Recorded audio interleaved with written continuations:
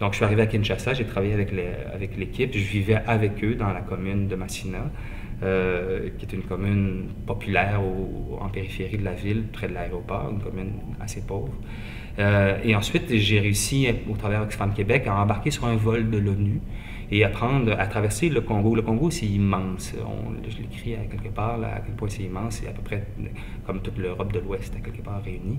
Et donc, on a pris l'avion. J'ai pris l'avion sur un vol de l'ONU, un vol humanitaire, et je suis allé dans la zone de conflit à Goma. Et de là, au travers l'UNHCR, un organisme de l'ONU, j'ai rencontré des gens du Norwegian Refugee Council qui s'occupaient du camp de Mugunga 3. Je suis embarqué sur un convoi et je suis allé jusque dans le camp Mugunga 3 pour parler aux gens, pour aller rencontrer pour écouter des témoignages, voir la vie dans les camps, aller écouter aussi des femmes, parce qu'il y a une épidémie de viol reliée à la guerre en République démocratique du Congo. Et je voulais témoigner de ça. La République démocratique du Congo, c'est le conflit le plus meurtrier depuis la Deuxième Guerre mondiale.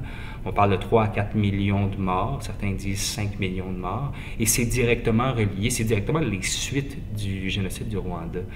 On a tous pensé que c'était fini après le Rwanda, on a tous pensé que c'était terminé, qu'on avait réussi à circonscrire l'horreur à ce petit pays-là, mais non, la bête avait simplement traversé la frontière, et le conflit durait et perdurait. Et après ça, c'est tout l'impact des compagnies minières qui armaient les groupes, qui armaient Laurent-Désiré Kabila, qui lui a traversé à pied ce pays-là, le Congo, pour aller chasser Mobutu, qui avait été mis là par l'Occident, qui était protégé par l'Occident, mais qui là commençait à être embarrassant. Donc, ils ont armé quelqu'un d'autre. Kabila pour et tous ces conflits-là, finalement, sont reliés, et l'Occident est toujours impliqué dans ces conflits-là. Et c'est ce qui m'a amené dans le camp de Mugunga 3. Naturellement, je fais beaucoup de photos, moi, quand je fais ces voyages-là. J'écris énormément et je suis revenu de tous mes voyages, les 2 voyages qui ont été les plus percutants. Ça a été mon premier voyage en territoire occupé en Palestine et ce voyage-là en République démocratique du Congo. C'est percutant assez pour même bouleverser mon rythme de sommeil. Quand je suis revenu de Palestine, j'étais pas capable de dormir plus que 4 heures de suite sans me réveiller. Et quand je suis revenu du Congo, je plongeais littéralement, je dormais dans une mer de pétrole. Je sortais de là comme si je sortais des entrailles de l'océan. Et il n'y avait rien, il n'y avait pas de son, pas de bruit, pas de lumière, rien dans mes rêves. On voit vraiment un désir du corps humain de refouler.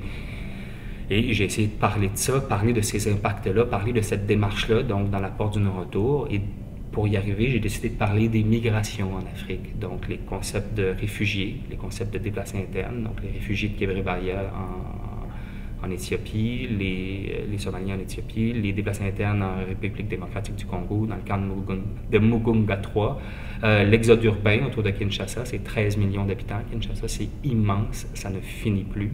L'esclavagisme aussi un peu, parce qu'à quelque part, moi quand je suis débarqué en Côte d'Or, au Togo, ben c'est de là dont viennent la communauté haïtienne, entre autres, à Montréal.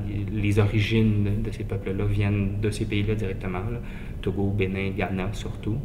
Et parler aussi au travers de ça de ma propre migration, de mes propres voyages à moi, de ce que ça me fait de faire ça et ce que ça change à ma vision du monde et à mon rapport aux êtres humains, à la beauté et à la vie.